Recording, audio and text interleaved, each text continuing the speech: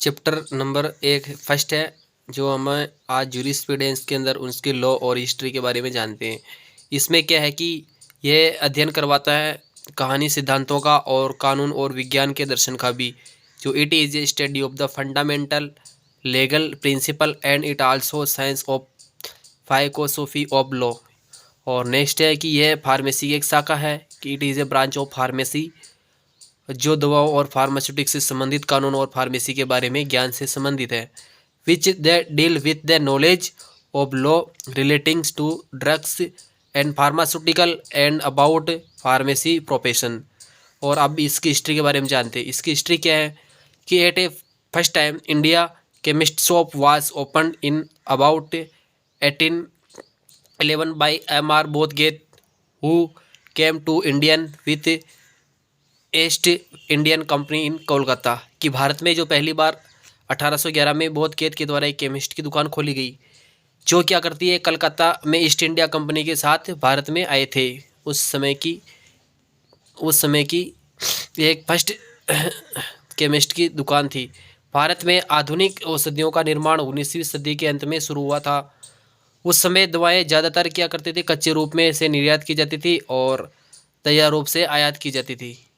इस ऐसा सिस्टम भारत के अंदर पहले चलता था।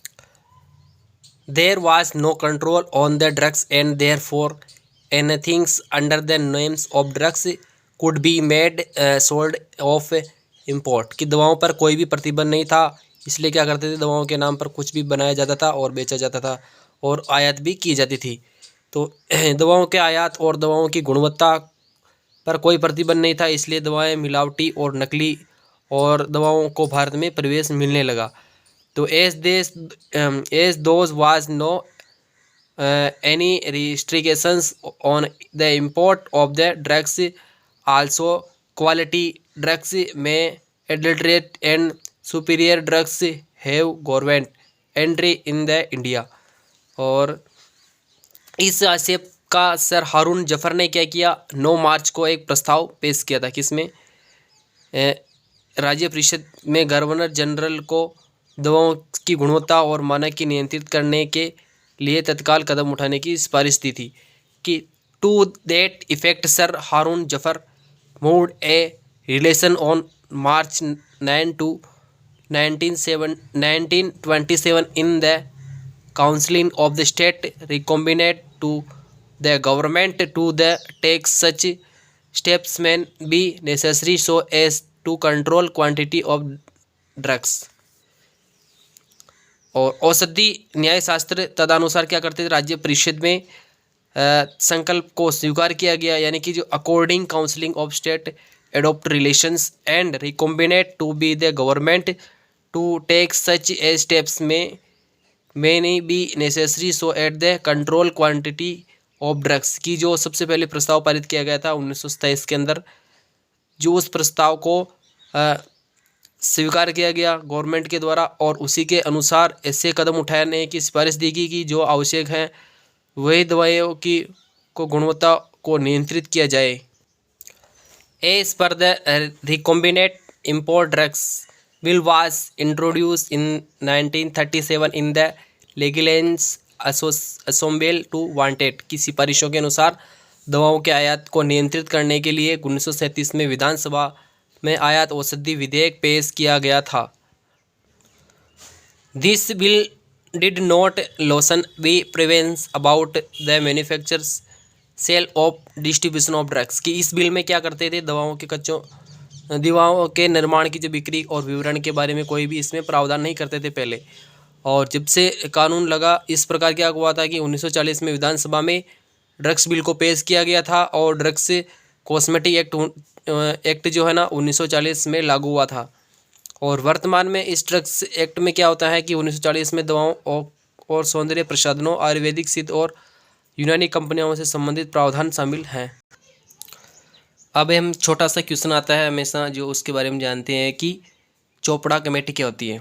चोपड़ा कमेटी क्या है कि चोपड़ा कमेटी भारत सरकार के कर्नल RN चोपड़ा की अध्यक्षता में जो समिति बनाई गई थी, किसके लिए, कि दवाओं की जांच के लिए एक समिति बनाई थी, उसको चोपड़ा कमेटी के नाम से जाने लगा।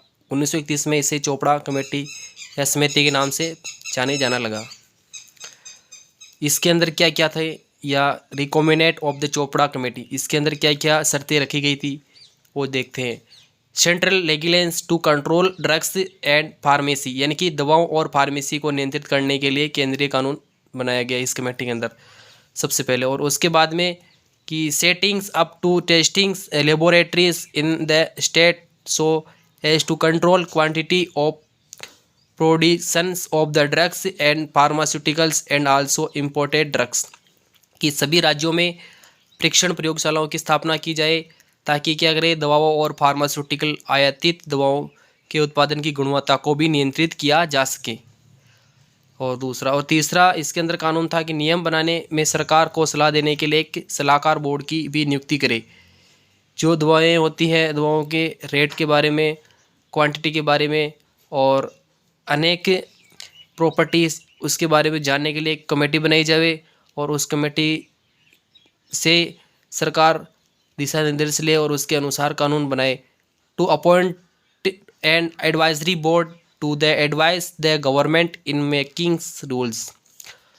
नेक्स्ट है फार्मेसी में परीक्षण के पाठ्यक्रमों की स्थापना करे और फार्मासिस्ट के रूप में न्यूनतम योग्यता निर्धारित करे, कि इस कमेटी के अनुसार क्या होता है कि अगर कोई भी व्यक्ति है जो फार्मेसी के फील्ड में या इस दवाओं के बारे में जानना चाहता है तो उसके लिए एक पाठ्यक्रम, नियमित पाठ्यक्रम की स्थापना हो, और फार्मासिस्ट के रूप में और उनकी क्या क्या न्यूनतम योग्यताएं होनी चाहिए, ये सब भी इस चोपड़ा कमेटी के अंदर डिसाइड किया गया। हर पेटेंट और मालिकाना दवा का पंजीकरण, यानी कि जो रजिस्ट्रेशन करवाना अनिवार्य है। Every patent and proprietary medicines, यानी कि development of the drugs industry in India, कि भारत में औषधि उद्योगों का विकास। Step should be the tax और कंप्लीट इंडियन फार्माकोपिया, भारतीय फार्माकोपिया का अनुपालन करने के लिए कदम उठाने जाने चाहिए।